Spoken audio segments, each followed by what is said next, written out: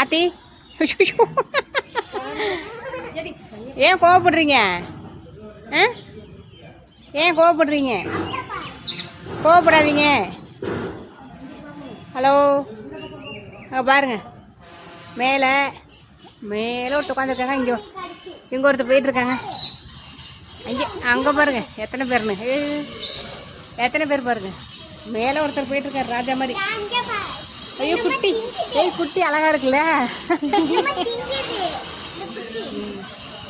அங்கே பாருங்க, மேலே ஒருத்தர் போயிட்டுருக்காங்க. பின்னாடி